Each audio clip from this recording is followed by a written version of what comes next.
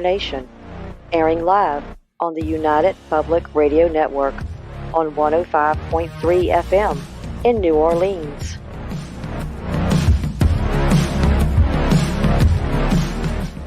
This show's entrance has been edited, produced, and directed by Gwen Clapper from Perfect Trust Productions, LLC. You can find us at perfecttrustproductions.com.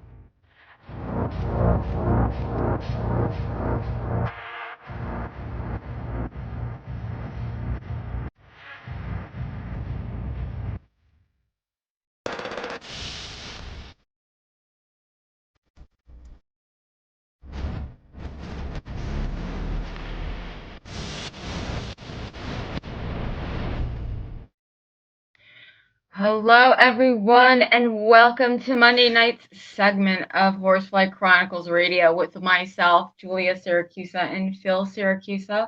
We're broadcasting live from the International Public Radio and the United Paranormal Radio Network on 105.3 FM from New Orleans. This evening's show is fully sponsored by Carnation, so we want to thank them for their sponsorship. We love them. You'll have to do a few things in order to participate. Go over to the YouTube channel, UFO Paranormal Radio or International Public Radio. You can also go into all of the Facebook stations, UFO Paranormal Radio Network, UFO Undercover with Joe Montaldo, News on the Flip Side, Twitch, SoundCloud, and Podbeam. And also go over to our group, Horsefly Chronicles Radio. Get in there if you're not. And if you have any questions for our guests, please ask. Tonight, guys, we have another amazing guest. So please welcome to the show, Donald Molnar, MD. He is a practicing internal medicine hospital-based physician who's also interested in the existence of the afterlife, spirits, and ghosts. He started investigating for spirits and ghosts in 2012, and in 2018, he launched Haunted MD, which allows him to combine paranormal investigating with the science of being a physician. All along with paranormal investigating, he's interested in near-death experiences. He combines his experience of being a doctor, a scientist, and a paranormal researcher to help clients understand any phenomena that may be occurring in any location. So please, let's welcome him to the show. Welcome. Yay. Hey, thank you. Thanks for having me on. Thanks Awesome. for coming on. Absolutely, yeah. Great show. You have so much, very talented. You're a doctor. Take us to the beginning of your story. After you became a doctor, what really drove you into the research of the paranormal to where you are today? Well, I think it kind of goes back a little bit farther. All my life I had kind of strange things happen since I was a kid. Some of my earliest memories has been like, maybe seeing strange things, hearing different things, and I kind of grew up in a household. My mom and dad were pretty open to the idea of paranormal things. My mom was more like more spiritual, like into religion, angels, and heaven, and my dad was more of your kind of Bigfoot guy and UFOs and ghosts. And so we always had like an open forum growing up from the time I was a kid through childhood, teenager years. And even it just seems like where kind of throughout my whole life, I've just had strange experiences happening and never really realized you can investigate until I started seeing the shows. But by that point I was a physician too. I've always, as far as the physician part, I always wanted to kind of be a doctor since I was a kid too. But I didn't really appreciate you can investigate until I started seeing like Ghost Hunters was the first show I saw like in the early 2000s. And then there was Ghost Adventures and all those different shows.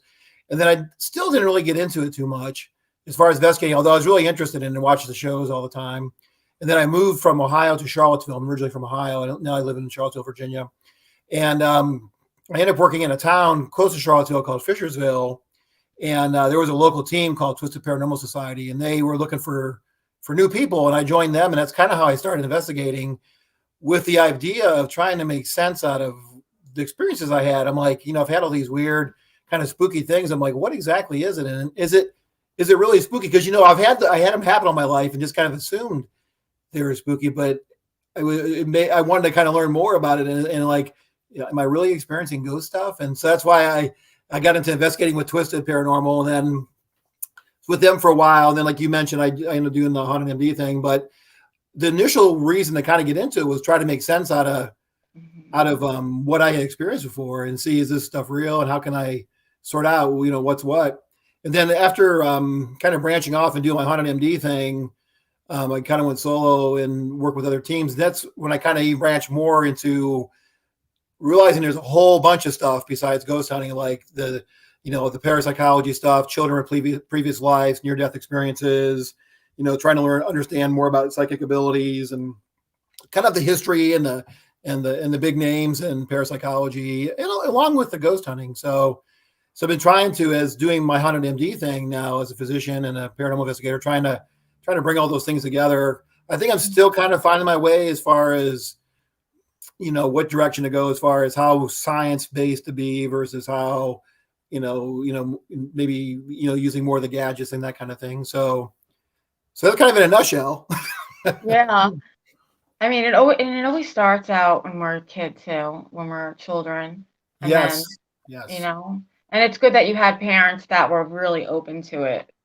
Yeah. In fact, even nowadays, we still, most of my family, like my mom and I have two sisters. They live in Ohio still, and then I have my personal family down here with me and my girlfriend and all that, and our kids. But yeah, even nowadays we still talk about, hey, do you have any weird experiences? And then probably about a month ago, I was talking to my mom, and I'm like, Mom, you remember this occurrence? You remember that occurrence? She's like, oh yeah, because it's still, a lot of it's still fresh in her mind, and all those kind of things. I can tell you some of those stories if you want to later, or if you want to hear about those. But yeah, so my mom remembers, and she also had her experiences and all those things. And then my dad's passed away. He died in '94 from a heart attack, and all that kind of thing. But he was heavy into it, because we often would sit around, even as a teenager or a child, we sit around and think and talk about experiences we had. And sometimes it would be interesting, because my dad would experience things that I was experiencing, but we would experience them independently.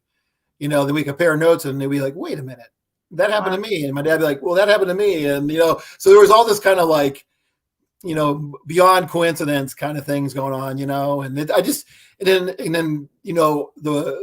the name Haunted MD is kind of based on the idea that, not that I'm necessarily haunted, but it's the fact that I feel like wherever I go, I have paranormal occurrences. In fact, in this townhouse I'm in right now, me and my girlfriend think we got something here, because we have different activities here, and it's, so I don't know. So, I don't know if it's me. I don't know if it's every location has activity and I'm just picking up on it, or what the deal is. So I think that you're probably a lighthouse too. I mean, you if you could see all that. What kind of activity happens where you live that you think might be paranormal? So right now it's pretty wild. I've seen shadows. We've heard different noises. Like, in fact, even last night when I was sleeping, so this is the ground floor. There's 3 floors. So third floor up, I kept thinking, like, I went to bed a little later than my girlfriend, and it sounded like somebody had walked in her bedroom and kind of, came by the bedroom door and stopped. I really haven't told people this before, but a couple of times I felt like I got touched while I was sleeping. And you got to understand, I don't jump on the bed. I'm skeptical, right? So I always try to find a explanation. But a couple of times I felt like something smacked me in my head while I was sleeping, and I woke up. I'm like, what the hell? I was by myself at that time. My girlfriend and I went to work. So yeah, so weird things like that. We think every now and then we hear a lady's voice up on the floor above me. Things like that. Yeah. Do you see the shadows by the corner of the eye, or face value? More of the corner of the eye, yeah. More like, yes. Yeah, I see them too, the corner of the eye, because that's the way they appear. Then when you turn around and look, you don't see it. But if you turn the other way, it's amazing. We were just talking about that. Yeah. Yeah. Do you guys have activity in your place, or? Well, this is we're in the Horsefly Chronicles home. That's how the radio show got branded.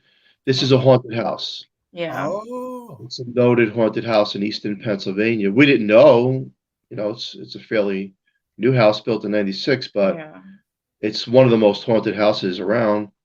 And we learned a lot, like you're talking about it. And when you talk about those shadows and something touching you, that's what I look for and what people are saying.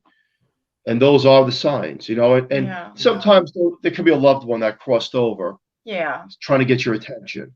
And then if it correlates to like a song that you wake up the next day, or hey, I remember that song, it reminded me of Uncle so and so who passed away. You kind of put the two together like a puzzle, because they try to give you signs. And then there's other things out there that could be, not so friendly. Yeah. But for the most part, I think most is the communication between both sides from our experience. Right. And the way we try to investigate and say, is there another side? Well, I can tell you straight out there is. And there is no bigger skeptic than me. I mean, I try to debunk everything, but when you live it, you learn it. And then you're I agree, like, and that's how I have to. This stuff. That's how I have to. I'm skeptical too, but I believe also, and it is a whole different thing when you have experiences, because a lot of folks I know are skeptical haven't really had like a big experience. But when you actually have the experiences and things like that, no matter if you're a scientist or not, you can't explain away things, there's stuff happening, and you're not crazy, you're like, this stuff is real that's happening. And so look, I mean, you're a medical doctor, you're in a high profession, you're well respected, high credibility. And I like that, because along other walks of life, you're coming forward, like we invest, we have celebrities on. You said, hey, this is real. It's real. And it is. Yeah. It is real. Are we ever going to, science is never going to, I don't think science is going to, there's just they're too far away. Science and the supernatural, it becomes up to a belief system. Do you believe it or you don't? Yeah. Did you experience it or you didn't? Yeah. It's kind of like, and for me, what you're telling us, you're like a lighthouse. My wife is right. It seems like certain people, lighthouses, will have these experiences. Yeah. And I've heard that too, that when spirits know they can interact with you, they tend to draw or attracted to you. Well, here's another interesting experience. So I was walking into work today, and I'm just reporting on what happened. I'm not, I'm just telling you what happened. So I'm walking into work, and it's, where I work at the hospitals, it's in the middle of the city, and it's like a long walk to kind of get, it's probably like 15 minutes to get from the parking deck to where I need to be in the building. But there's a part of it's outside. So I'm walking, on the outside part to get in the buildings. And I could have swore somebody was walking behind me. And I've realized that I've become a slow walker. And that's a whole other story, because the reason why I tell you that is I often can hear the fast walkers come up behind me. So I try to get out of the way a little bit, because I'm like, I'm not going to run into work. So if you're walking fast and I'm in your way, I'm just going to slide out of the way. So I'm a slow walker. So I'm walking into work. It's a little bit dark out still, like 6:30 in the morning. And I heard footsteps like ding, ding, ding. Like it sounded like a fast walker coming up behind me. So I was like, well, I'm just going to slide. I'll slide over, let him go in the door before me. And I even heard like, when somebody steps on a leaf, like I heard like, because there was leaves on the ground, and I'm thinking like, okay, this person's right behind me. So I'm just going to get out of the way, because I'm not going to rush. And I look back, and there was nobody there. I'm almost 99% certain that there was going to be somebody behind me that needed to get around me. And then I looked, and there was nobody there. So that's the kind of stuff that happens, So wow, that would actually really scare me. That would scare me. That actually, I don't get scared, but actually, it was more just like, what? I could have sworn somebody's behind me. It was more like surprising than like scary. But then I'm like, well, it's whatever it is, because it's on the hospital campus, so who knows? There's all kinds of activity around the hospital campus and all that. So, and you have an interest in near-death experiences, and then people that have crossed over. This is where the two meet: the paranormal, the ghost, and those that crossed over and came back. They talk about they can see us, they can hear us. Mm-hmm. Yes. And it's as if they walk out of their body. They leave the body. The body's the shell. They leave it, and they know what's going on a 360 view of the conscious mind, right? Because the physical still, whatever happened to the physical at that point. And then when you think about that, and they could say, well, in the hospital, I seen this on the ceiling. Yeah. I seen someone in another room doing this, and mom crying in the waiting room. Now, these experiences are credible, they're real. And when you think about that, and then you talk about ghosts and the other side, well, we can communicate. Again, it's not that easy, but there is a communication there because they're all saying it. I can see you, I can hear you, Yeah. Yeah. I can feel your emotions, Yeah. and Right. we're trying to reach across that veil, right? Um, Yes. Yes. and it's the two worlds trying to meet together. The Right. spirit world, that when you cross over on a near-death experience, or even people who've been in comas, their stories like say they've been places in a coma and they wake up 6 months later. Find And out. then Yeah. as investigators, like my wife and I and yourself, we try to research the other side. It's just trying to get through to them because they're already getting through to us. And Yeah. you're trying to meet. Yeah. And I think through the technology that's coming out, the clearest day is the EVPs that, on digital Yeah. recording. We can't debunk that. We could debunk a lot of things in paranormal, say, well, Yeah. this made this device go off for radio frequencies. But the truth is, you can't debunk a response on a recorder, a digital recorder, That's the when you're best asking a evidence. certain question. Yes. And that to me is credible evidence. Yeah, I absolutely agree with you. When people ask me like my best piece, the best evidence or the best tool or whatever, some kind of recorder, like a digital recorder. I use these body cams I wear now that do, audio and video. But yeah, I agree that 100% that for me, EVPs, when something's answering a question, I mean, what are the chances of that randomly coming across some frequency at the exact same time you ask questions? So, I know all the arguments for it, but to me, I agree with you. And you can play that. I mean, that's something you can play back for people. In fact, today at work, I was talking with some people that I work with about ghost stuff, and I played a few EVPs, and they were just blown away because they were good ones too. Like Class A kind of stuff.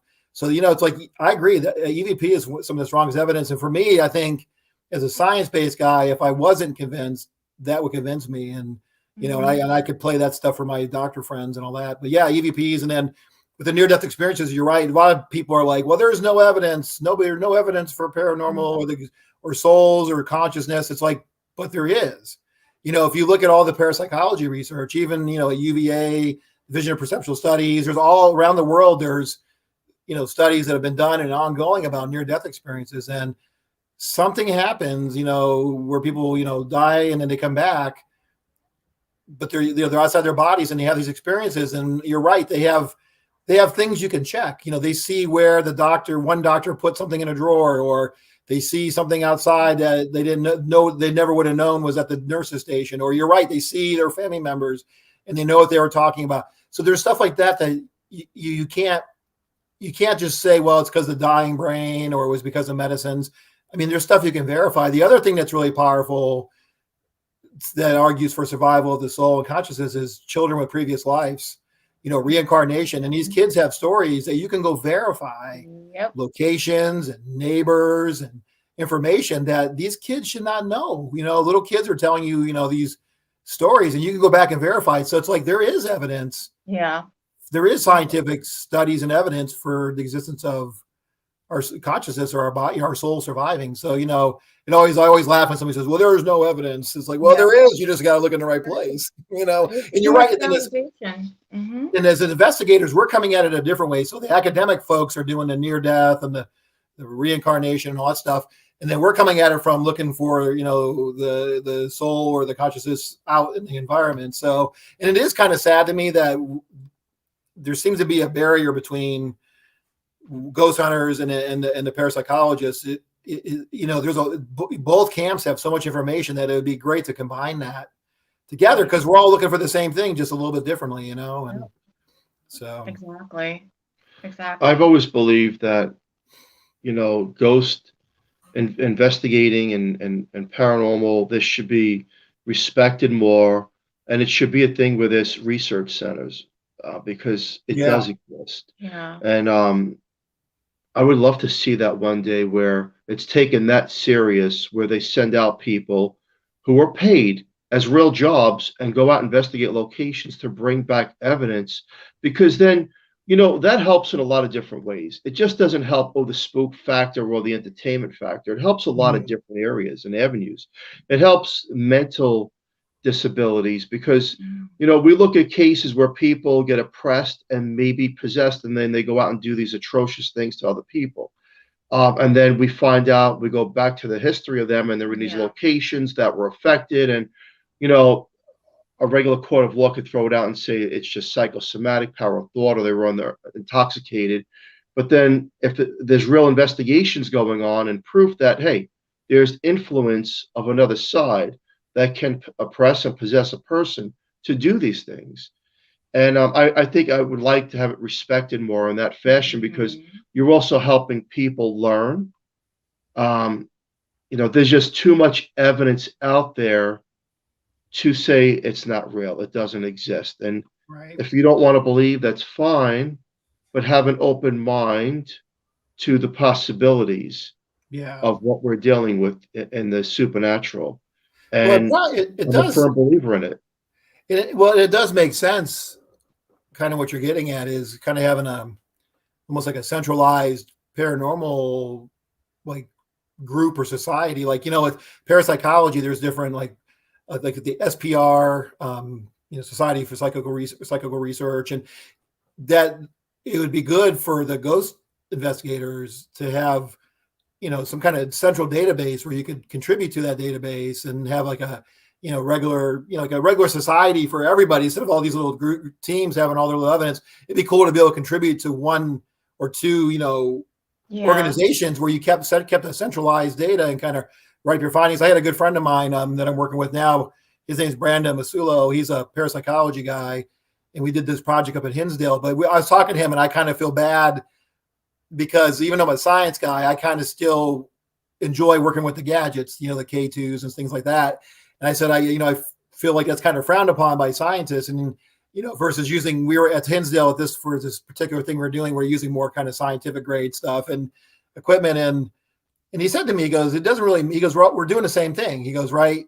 He goes, we're going about a different way, but it just matters what you do with the information you get. You know, like parapsychology guys are collecting the data and organizing it and putting it in a journal article or something, you know, I think for researchers, you know, it kind of depends what we do. We go out and do these really cool investigations, but we really don't have a way to kind of write it up or present it to, you know, to the world kind of thing. It's kind of just becomes our thing on our Facebook page or whatever, you know. It's like we almost need like a ghost hunter society or something that you could present to and things like that. But I would love to see that one day, because I think then the field would be more respected, and I think that the people would have to get paid as work is. And I say that because you don't just want someone who doesn't not take it serious as like, well, I'm tired, I guess I'll do it as a hobby. No, I'm talking, as people that have an interest, but it should be more respected. And let's get the data, let's get the information, right, and let's put it into a centralized station, and let's break it down on how it happens, why it happens, and what triggers things off to have paranormal phenomenon act up in certain locations as poltergeist or apparitions and things to that nature. I would like to see that one day, because like I said, there's a lot of evidence proving the fact that it's real and it exists, but it's not respected in the world's eye of, you know, you're a doctor, right? And I'm sure you talk to other doctors, and some like, oh, come on, there's some could be atheists. There's no such thing. There is no afterlife, and this is it. And then you have others who say, no, there is an afterlife, which I'm a firm believer in. So the only way to really get there is get the evidence from the most credible people, who are taught, and go out there and do the research and come back with it. And maybe one day, you know, going forward, that would happen. Yeah, it's a good idea. And then the thing too is, you know, you get all that evidence together. Then what do? You got to hopefully build on the experiences and try to move it forward. Like, using this method, I get the best EVPs, and then you try to build on those techniques and stuff like that. So yeah, because I know you myself. I've been investigating on my own since 2018. I got a ton of evidence, but it just sits on my computer, right? I put it on my Facebook page or on YouTube or whatever, but it just sits. It's like, it's good stuff that probably should be, somewhere where you can build on it and keep, you know what I mean? And I know so many teams too, and you guys probably know people too that have all this credible evidence, and just, if you could put it together and figure how to move, what do you do next to build on what you got? And so, anyways, maybe someday. But that's It's a good. Keep dream. collecting the evidence. Mhm. That's data, that's research, that's knowledge, and then you tell other people, teach other people who have an open mind that this does exist, and it helps a lot of different areas of life itself. Yeah. It Yeah. helps the person that's in the hospital bed with tears, thinking they're not going to see the next day, thinking Yeah. it's over completely. And then you have the research and data with people who've crossed over and came back, and you enlighten them with information. It Yeah. helps a lot of different avenues to the person, the consciousness of us. And I believe that that can help actually help humanity in a lot of different areas. Yeah. Well, it does, and And it's even with actually people with mental disabilities, let's see people with schizophrenia, people who hear voices, and then they're being put into these mental institutions. Maybe some of them, maybe Some, there's a handful yeah, who are having encounters with the other side, they have yeah. to. and There's they're some hearing theories on things. that too. Yeah. That, And what's that either the people having, like you're saying, the people that appear to be mentally ill are actually possessed, and vice versa. I've heard. I don't know if you guys have heard this, but people that are mentally ill tend to be targets for paranormal forces. I don't know. I haven't done a lot of research on that or know if that's how true that is, but yeah, it kind of goes both ways. Either you could be possessed, or maybe you're a target because of their mental illness. So, have you guys heard that kind of theory? yeah, Or Most definitely, and yeah, that is true, and we do believe it. yeah, That a person with mental disabilities can become more oppressed and well, possibly because they go after the they weakest go after link. someone who's vulnerable. Yeah. So let's just take a hypothetical. You have a family moving into a haunted location. They're toxic. They're on drugs and alcohol all day long. Mhm. They're vulnerable to the other side, to negative thoughts, Yeah. negative feelings, and they're pulling in that negative energy of whatever's there in that location, and they become part of it. And right? then they go out and do Yeah. things that Mhm. are unspeakable. And I always talk about the Amityville case because like I look at Ron DeFeo, Amityville, or even Charles Manson. You look at Mhm. these cases and you say, were they influenced to do such these acts of crime? In my knowledge of paranormal, I believe that there's a lot that points to once you're opened up into already doing these things, the other side knows you're an easy target Mhm. and they can influence you to take the lives of others. It's interesting. Yeah. Well, you do wonder what pushes people to finally do those terrible things. Yeah, It's and just it's not everybody. I mean, we have horrible people in Of this world, course. but there's got to be, yeah, I'm sure there's cases like that. I have a question. sure.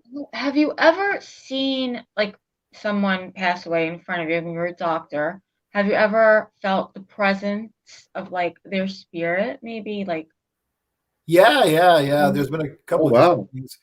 So yeah. So I didn't talk about this, but so I do internal medicine. Internal medicine's like adult from age 18 till time people pass away. So in my career, one of the things I've had to do is, we eventually people get to a point where you can't fix them, and you talk to the families, you talk to them about making them comfortable and kind of letting them pass away and making sure they're not suffering at the time. So I've probably done more to that than I realize. And that's what, if you see my stuff on Facebook or whatever, I talk about, sometimes I feel like I'm on the threshold of this world and the afterworld, because I'm yeah, kind of helping people not suffer as they're passing, and then they pass, and then they're on their way to the other world. So yeah, it's unfortunately I've had to do a lot of that stuff, and so what a couple of stories I share. One story is where we coded a guy and got him back, and it was an interesting experience. So as a doctors, when somebody codes, their heart stops and they stop breathing, and you got to do CPR and all this other stuff.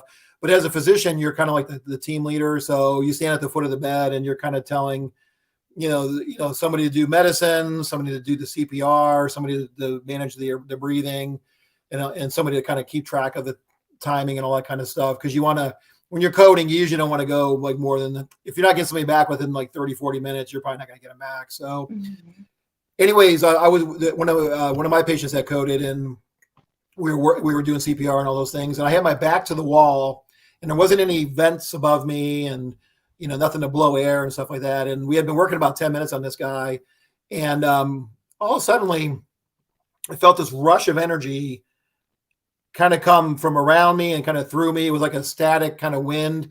It was kind of subtle, but you could feel it. And I felt this kind of breeze just kind of run through me and around me towards the patient. and into the patient or towards the patient, and I'm guessing into the patient, because right at that time we got the pulse back, and then the patient slowly gained consciousness. So all I can think about is when you hear people talk about near-death experiences, is when they have to go back in their bodies, either voluntarily or if they're told to go back in their bodies, they say there's a rush, like they pop back in their bodies. And that's all I could think of was, in my skeptical mind now, I'm thinking like that this had to be this guy's soul rushing back into his body, because just the timing and the coincidence. Nobody was moving, around me to cause a breeze. I was kind of at the foot of the bed. People were on my right, people on my left working, and then on the walls behind me. So there wasn't like a breeze or something, and it didn't come across me. It came through me from the wall. So it made me think that it was this guy's soul. And so, I don't know. Unfortunately, I didn't get to talk to him, because after we got him back, we ended up sending him over to the main hospital, and they, I never did talk to him. He lived, but I never got to talk to him to say, hey, what happened? So that was one instance. And then there was other instances where people have passed away, and I've been in the room with the family, because usually, you try to get the families in there when they're going to pass, and if you can. And there was a few times where right as a person died, I didn't necessarily see anything, but you kind of felt that breeze sensation again, right? That static electricity breeze. And one particular time where we had like probably 5 family members in the room, and the person that passed, and I kind of just watched, and you could kind of see people kind of do like, they kind of like were acknowledging it, but trying not to acknowledge it. So that kind of, so you do kind of feel that, and all that. And sometime down the road, I talk about trying to do some kind of better research of see if I can get permission to be present when people die, and maybe do a little more formal kind of study about what happens to the energy in the room and things like that. But I'm still got to figure out how to make that happen. Yeah. But I've been present a lot of times. And the thing when somebody dies, to me, that always amazes me is that, I know their heart stopped and they're not breathing anymore, but you can just tell that something else is gone. There's just an energy, a force, if you will. It's just all of a sudden they're a shell, where just, a minute ago they weren't, so, it's just something that always makes you think about, what is it that now that person looks like just an empty shell, So, that's fascinating. Do they ever say, like, when they're ready to cross over, you ever hear them say that they're seeing other people in the room? Like, I see this one, and so that's actually, so that's deathbed visions. People have those a lot. So I haven't seen it too much, but I've seen it a few times. One lady, this older lady, we had made her comfort care, and she didn't have any family, so we kept checking in on her. And I went in the room to check, and she was looking up, and this is before I was really into the paranormal like I am now. She was looking at the ceiling, and her eyes were real big, and she had this big smile. And I was like, what? And I looked at her, and I had to ask, I'm like, what are you seeing? And she's like, she goes, don't you see that angel? The angels are coming for me. I was like, I looked up again. I'm like, what?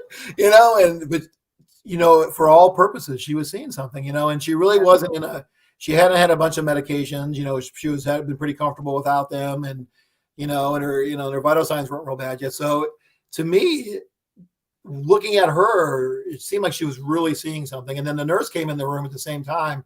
She goes, what's going on? I said, she's seeing angels. And the nurse looked up too, and we're both kind of just like, we're a little bit puzzled. But she, I think she was seeing angels, because then she passed away about 2 hours later. Wow. She passed away 2 hours later. Yeah. I believe that she did see them, and I believe that wind, the energy that you feel in the room is the portal opening up from the other side, taking over, and someone's coming to get them. Let me ask you, how does it work? So when they're ready to cross over, the brain lasts for how long after the heart stops? Generally say, the most it may last is like between 5 and 10 minutes, but exponentially, the longer you're down, the less likely you are to get people back. So usually when we're doing CPR, if you don't have a pulse or good blood flow within 10 minutes, most likely you're not going to get them back. That's not in every case, because there's always exclusions to that. But usually 5-10 minutes without good blood supply, you're gonna probably have some brain damage and not get them back. Definitely, definitely 10 minutes. If you don't have good blood flow, you're going to be, you're not going to probably survive that. But So Have there been cases? I'm not sure if the man from 90 Minutes in Heaven, He was out for wasn't he out for like 40 minutes or something? There's been Don Piper, yeah, there's been cases where they've actually been out for like and then he 40 said minutes. the angel was the one in the car. Yeah. I'm not sure of that story, but yeah, it kind of depends. But if you don't have any blood flow, if you don't have any blood flow for 40 minutes, though, you're not going to probably survive that unless it's a miracle. I mean, usually you get 5-6 minutes in with no blood flow, your brain's going to probably be dead at that point. Although there are some recent studies that came out that they still had some brain activity like at 10 minutes. But the question is, what does that mean? Is that going to be functional brain? Is that going to be brain activity that's going to allow you to function, or is it just some residual stuff left? So, but then there's also reports people are, down for 10 minutes and came back and didn't have any trouble. So it's kind of weird and strange. Yeah. The other thing too is the environment. If somebody's in a super cold environment and they die temporarily, really cold temperatures will kind of preserve you better than if you were, if you drop dead in the desert or something. So, so really cold temperatures, you could potentially do better if you're resuscitated after a longer period of time. Okay. So, but there's been so many cases though, where they've actually been dead for a really long time. What do you think about that? You don't think that's possible? I guess you'd have to decide if, were they dead all the way, or did they have some, detectable pulses? Because you hear about people, at least, in the past, they were declared dead and then they woke up in the morgue or something, so it kind of depends how, were they truly, I guess you got to figure out, were they truly dead? Yeah. Still have some function that wasn't detected. Because sometimes, I'll be honest with you, I've had to declare people dead, and sometimes it's hard to know. Like I had one person that we thought they had passed away, and I did there's different things you do, like you check see if they have any pupil reflexes, and any rub their chest, check for pulse, check for heart rate. And this particular person, they didn't really have any reflexes, but I kept feeling their carotid pulse, and I'm like, I think I feel a pulse, so and then eventually I think there was a slight pulse, but it went away. But what I'm saying is, you could potentially think somebody's dead, and if you don't do a good exam or don't look, they may still be in a low level of function. So, oh God, I mean, there are always these miracle stories where people are like, come back after a long period of time. I've heard about stuff like technically, that. Without blood pumping to your brain, for more than 10 minutes or so, the chance of coming back is pretty low. So, in the field that you're in, do you have any friends as well that are in the work in the morgue? Part of things where they say, something I've experienced. Oh, good question. Not so much people coming back alive. Not alive, but experiences like people report spooky stuff, like strange sounds and that kind of stuff. Kind of the ghostly stuff that we think about. But I don't know. That's probably more, back in the past. I don't know anybody right now that works in the morgue at all. But a few people just say, yeah, just spooky kind of noises and creepy feelings and things like that. So. Oh man. Imagine. That's definitely fascinating. Like I said, I'm a firm believer that this is there's all these cases and documentaries. This is just like a short window of experience on the journey. We think it's long, but it's not, because we measure time different than the other side, because the other side, right, there is no time. So I believe that this is just like that waiting at a stop sign. That's how quick it is. Because when you hear about these near-death experiences, there's so many of them. They look back at the life reflection and say, "It was so quick." Yeah. But this is just part of the life lesson. We go on. This is just a part of us, a fragment of us, and it goes back to the paranormal investigations that we're trying to communicate, validate, and talk to those who've crossed over. Myself, loved ones come through dreams, and they look really good. That have crossed over. What about yourself? How's it like in dreams? Do you have anything? Not so much lately, but after my dad died, I had some weird dreams. My dad died in 94, and for the first probably 2 or 3 years, I'd have weird dreams about him. Probably the one that really stands on my mind is I was having this weird dream, and my dad was in there, and it didn't make sense to me because in the dream, I realized he was dead. I realized he had died, and I couldn't figure out why he was alive again. And then something had happened to him in a dream, so I was trying to save him. Then all of a sudden, I was working on him in my dream, trying to save him, right? And then all of a sudden he opens his eyes. He goes, you can't save me. He goes, but I'm okay. Don't worry about me. And I was like, it just really shocked me because he got all of a sudden his eyes popped open, right, in this dream. And he was, I'm working on him on the ground. He's like, he goes, you can't save me, but I'm okay, and don't worry about me. I'm not suffering anymore, kind of thing. And I was like, even now I'm thinking, I get a little tear in my eye thinking about it. So but lately I haven't had any like real spooky dreams. Although I'll be honest with you, lately I haven't been sleeping real well. I kind of wake up every couple of hours and stuff. So I don't get to dream too much. But yeah, I've had the other thing, dream related and paranormal related is when I was younger, I used to have a lot of deja vu, where, an event would happen and I'm like, holy cow. For a few seconds, I knew what was going to happen because I had dreamt it in the past. It doesn't happen so much now. It happened maybe a few months ago where I had the sense that I knew it was going to happen for a few minutes or a few seconds because I had dreamt it in a dream. So, but yeah, when I was younger, I used to have all kinds of deja vu kind of things. It was kind of crazy. So, deja vu. Interesting, yeah. Do you think because you're not sleeping well, do you feel like things are waking you up maybe at night? I think I gotta get better sleep habits. Okay. So I don't know. Yeah, who knows? I mean, like I was telling you guys earlier, a few times I woke up because it felt like something smacked me in the head. Yep. So I don't know. I don't know if it could be some of it paranormal related or not. But yeah. So crazy how that worked. Now let's talk about like some of the locations maybe you went to. You said Hinsdale. What about another location? Did you feel something? I'm interested to hear, you're a doctor. Did you feel something that another location was totally different? Maybe it was malevolent. Maybe, it was oppressive. Yeah. One of the things that stand on my mind, one of the first like real deal investigations I did with the team that I joined was up at Hillview Manor in Pennsylvania and Newcastle. Wow. Yeah. And I was there and went Hillview Manor. One of the stories from one of the part of the building was on the third or top floor of the medical section there that a doctor had committed suicide. And we were up on that floor, up on that third floor with everybody. And we were having all kinds of like interesting stuff. Like you could hear footsteps down the hall. We thought we saw shadow activity in the one room. And then one of the guys actually thought he briefly saw like a full apparition of somebody standing at the door, but then it faded.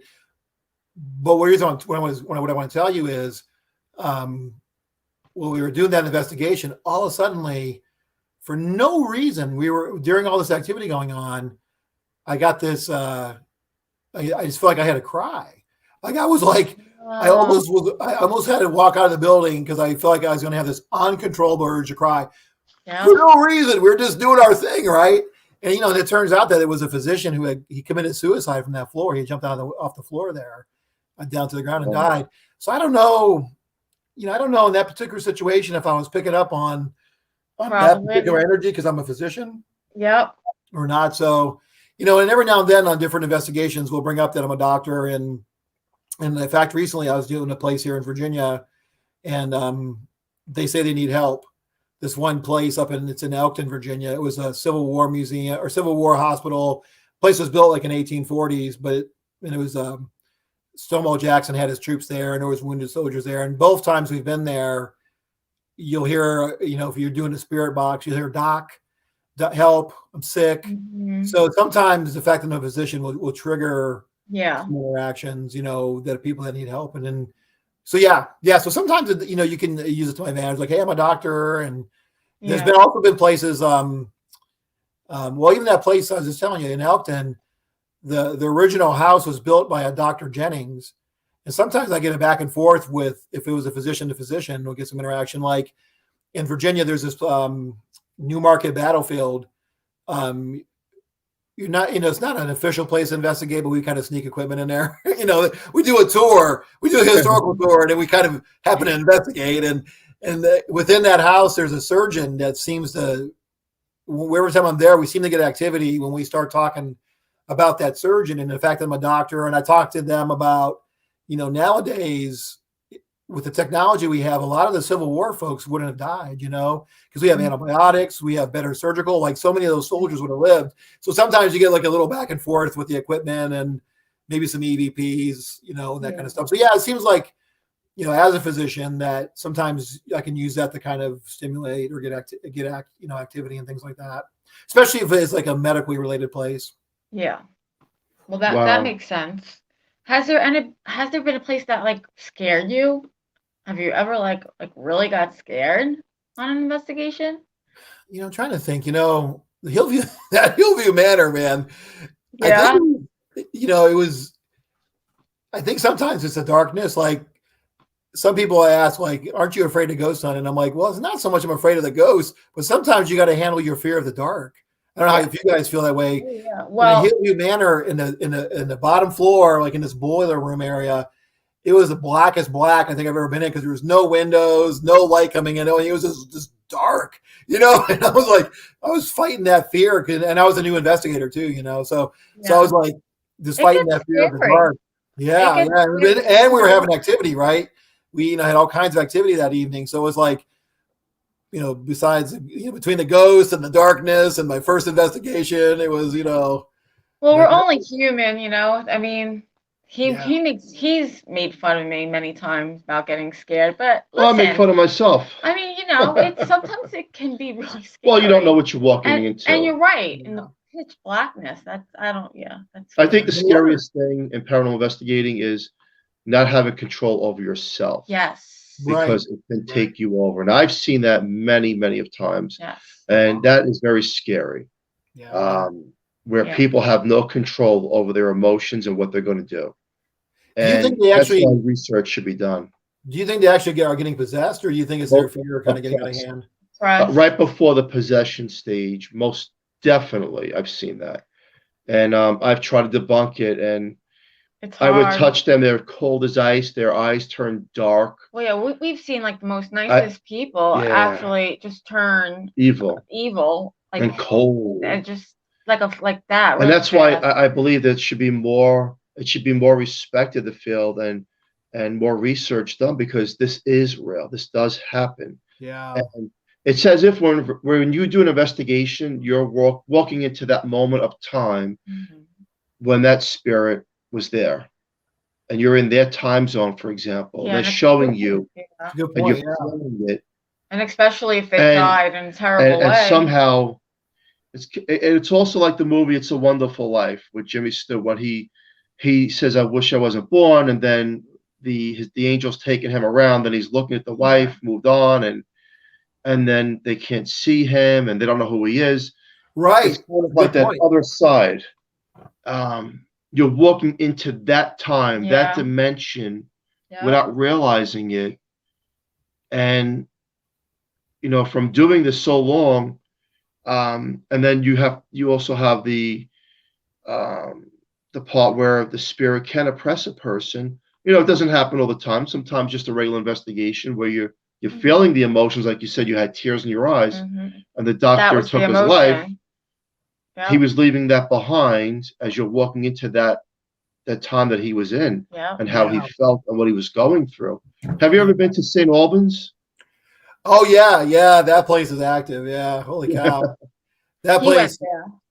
I didn't. It's like that place is just consistently active. I've been there a bunch of times, and every time I go, when I leave a place, I'm always skeptical. Like, that stuff just happened, and I go back in thinking like, nothing's going to happen this time, right? It just always happens there, But what did you have? What kind of experience did you guys have? In the bird cage, where they called it the bird cage. Yeah. Yep. I've had a child. He was telling me how the doctor put him to sleep in that building. Oh wow. And what the doctor looked like. And I remember back years ago, we looked him up, and that was the doctor. And I think from my experience is that they're bringing you into that time zone of what happened to them, and you're feeling it. And St. Albans is one of those places too that it's not so much that it scares you to want to leave, but it does. I mean, there is like a heavy, spooky feeling that makes you kind of uneasy. I don't know if it's so much fright, but it's just uneasy, like it's uncomfortable, certain parts of that place, even if you try to tell yourself this, this is, you should, that it's not, if you try to convince yourself you're not really feeling that, there's this place, part of it, or parts are just uncomfortable. Yeah. And uneasy. I don't know if you guys got that same experience or not. Yeah. Well, the bowling alley, yes. Yeah. The bowling alley, and where they had the chair, that they put, they would lock the kids in the chair or the adults in the chair, that, and I felt it in those areas. And not that it's scary, but if you feel the emotion behind what that person went through. And I think that's what the spirits are trying to say. This is what they went through. And not that the spirits stay there all the time. There's another question mark in paranormal investigating, right? And near-death experiences is what people that cross over come back. We talk about the other side. People who do investigations talk about that person being there at that time. And then we say, well, is it because that person is held there and they never leave? And that's not true. I think what's happening is we're walking into that other dimension of their residual energy, of what they went through and how they left. Because I don't believe any spirit is stuck in a certain location because of free will. And because of near-death experiences, they say, hey, we know there's a heavenly-like earth. We know we've went there. So when you try to make the two meet, sometimes it doesn't meet. So then you try to become, okay, let me try to understand how this actually works. Unless they don't know they're dead. I mean, there's always, there could be there's stories like that too. There could be cases like that. But I kind of agree with Philip that I'm not sure I buy into something being stuck either, unless there's some kind of residual energy there that's not interactive. But I think they may choose to stay in a particular place, and then people think they're stuck. But because I know there's certain locations you go to, and the bed, the bedroom on the second floor always has activity or whatever, and you always think of the same activity. But to me, it doesn't make sense that they're stuck in one area unless they want to be, because it seems like they would still have free will unless it's residual. But yeah, then I don't know. There's this whole idea too about, is there an oppressive spirit, like I don't know if you guys are watching Dead Files, the idea that there's like a spirit that keeps all the other spirits in check. And I don't know if some of that's going on in some of these places, or what's, what the deal is. But so yeah. It opens up a wide variety of questions. Like you have shapeshifters and people and things that hold, and then there's just so many questions to that. And there's not enough answers. Yep, it leaves you with more questions and more questions, right? Yeah. But it's definitely fascinating. And to the listener out there, get into paranormal, learn about it. And whether you believe or you don't believe, be more open-minded. We all have experiences. We all have. You just have to look for the signs of loved ones that have crossed over. There's just so many signs, and sometimes they can be very helpful. There's a lot of information out there where spirits actually help the living through making them be late for work when something was going to happen. There's so many of those stories. So respect the other side as if that's your best friend. You don't know. They might be trying to tell you something. Have an open mind. Yes. Yeah. Hey, this has been a quick show. Where can people find you and all that good stuff? So right now, I'm like a transition phase right now, but I have a YouTube. So I definitely have Don Molnar, Haunted MD YouTube. And then, I did have Facebook and Instagram, which I took a little break, but I'm going to probably get back on those here soon. And then I got a website I want to build. I'm going to build to probably Haunted MD. But I'm still working on that kind of thing too. But right now I'm definitely on YouTube. And then I had Haunted MD on Facebook, and then I had Haunted MD on Instagram, which I'll probably get those back up. So yeah, every once in a while we need a break, right? I would put some of the evidence that you have on TikTok, because there's a big audience on TikTok, as we all know. It's the biggest platform out there right now. I thought about that. But putting evidence out there, that's what people are starting to do now, and it's got a bigger audience. It helps out. How does it work? I mean, TikTok, is it just you just post videos, or it's like you take a video, or you get your evidence and you put it onto that site. It's very simple. Is it a limit to how big the video? It's an app, but there's a lot of people doing it now, paranormal as Yeah. well. And, you know, it helps. And you put, whether it's a minute or 2 minute or 3 minute clips, it gets more views and Yeah. more people seeing what's going on and learning about yourself. And Yeah. that is the biggest platform. I've thought about it because I've had some other people tell me too. And then in fact, the other day, it's funny you mentioned that because I got a new cell phone, and the cell phone it keeps alerting me that don't forget about TikTok. Don't forget about TikTok. You Well, know, if you, so, yeah. you know, it You must be go a to sign. TikTok and you type in near-death experiences, a wide variety opens up on there. Yeah. A wide variety, huge audience of people and shows and experiences. It's fascinating. But this has been a great show. We really want to thank you, and we'd love to have you on for a second part. We didn't get to Absolutely. some of the questions that we wanted to. Sure. Yeah. I'm glad to come back on. Yeah, I got a lot of cool other experiences, and I'm glad to come back on again. Awesome. Thank you so much for coming on. We really Yeah. appreciate it. You've been a fantastic guest. Thank you so Thank much. you. Well, thanks for having me on, guys. I appreciate it.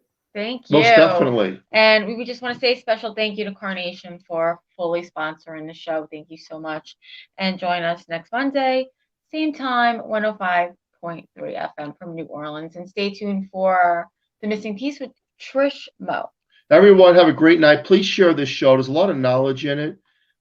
This is a very well-respected doctor, and there's good information in this show. So please share it with your colleagues, and we'll see you next week. Thank you. Have a great night. Thanks.